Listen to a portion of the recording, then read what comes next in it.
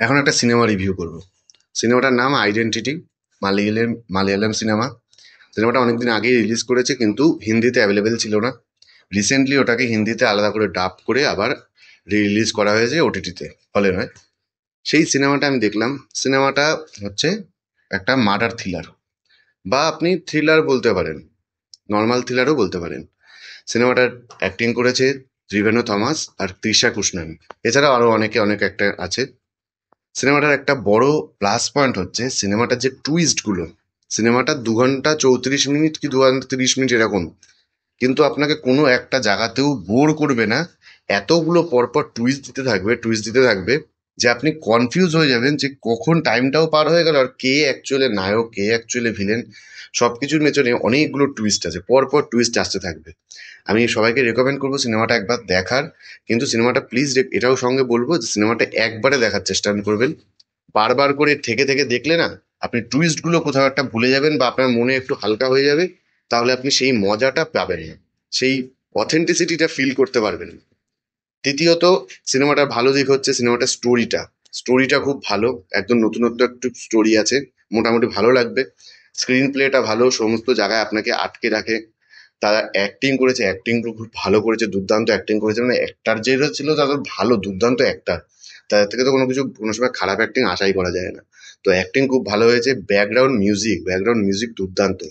যেসব সিনগুলো যেখানে আর কি মেন থ্রিলগুলো আসে বা ক্লোজ আপগুলো নেয়, বা সেগুলোকে আবার যখন খোলা হয়, সেই সময় যে ব্যাকগ্রাউন্ড মিউজিকগুলো সেই সিনটার ফিলিংসটা আরো উপরে হাই লেভেলে নিয়ে চলে যায়। আর সিনেমাটার একটু কিছু নেগেটিভ দিকও আছে। যে সাপোর্টিং কাস্টগুলোর অ্যাক্টিংটা আমার পার্সোনালি মনে হয়েছে সেগুলো আরেকটু ভালো হলে, বা স্টোরিতে সেই সাপোর্টিং কাস্টগুলোর যে গুরুত্বটা সেটাকে আরেকটু বেশি করে দেখালে বোধহয় ভালো হতো।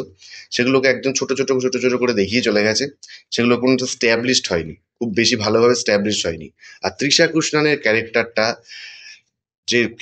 যে লিখেছে, লেখাটা যতটা সিনেমার মধ্যে দেখানো হয়েছে ততটা ভালো, কিন্তু তার ব্যাকড্রপটা কি, কোথা থেকে সে উঠে এসছে, সেই ডিটেলসটা পুরোপুরি ক্লিয়ার নয়। অনেকে হয়তো বুঝতে পারবেন না। আর স্ক্রিন প্লেটা কিছু জায়গায় এত ফাস্ট হয়ে যায় যে আপনাকে রিভাইন্ড করে করে দেখতে হবে। যদি আপনি হলে দেখতেন, সেই রিভাইন্ড করার অপশনটা আপনার হাতে থাকতো না। তো কিছু কিছু জিনিস আপনার মাথার উপর থেকেই চলে যাবে, মানে এত ফাস্ট। আর টুইস্টগুলো এত টার্নিং নেয় হঠাৎ করে, যে আপনি বোঝার আগে নেক্সট টুইস্ট চলে আসবে এরকম। যেটা ফার্স্ট হাফটাতে খুব হয়, সেকেন্ড হাফটাতে একটা রিদেমে চলতে থাকে, একটা জিনিসের দিকেই উদ্দেশ্য নিয়ে এগোতে থাকে। কিন্তু ফার্স্ট হাফটাতে এটা খুব হতে থাকে, যার জন্য আমরা ফোনে দেখতে পেরেছি বলে আমরা ওটাকে রিভাইন্ড করে করে দেখে দিয়ে বুঝতে পেরেছি। একটা সিন তো আছে আমাকে 4বার করে রিভাইন্ড করে দেখতে হয়েছে, যে সিনটা কেন, তৃষা ঘোষালের ক্যারেক্টার যে ইন্ট্রোডিউসটা সেটা কিভাবে হলো, যে কি দেখিয়ে হলো, এটা দেখার জন্য আমাকে 4বার দেখতে হয়েছে। হয়তো আপনাকে নাও দেখতে হতে পারে, কিন্তু দেখুন খুব ভালো লাগবে। আর ওইটাই নেগেটিভ মধ্যে এটাও আমি বলবো যে স্ক্রিন প্লেটা অত্যাধিক ফাস্ট হয়ে গেছে কিছু কিছু জায়গায়, যেখানে আপনাকে বোঝার সময়টা দেয়নি। তো এটার জন্য আবার ভালোও লাগছে যে অনেক টাইমটা, মানে আমাদের বোরিং ফিলটা আসছে না। তো সবাইকে রেকমেন্ড করবো একবার করে এক সিনেমাটা দেখতে পারেন, ভালো লাগবে। তো এই ছিল আজকের ভিডিও।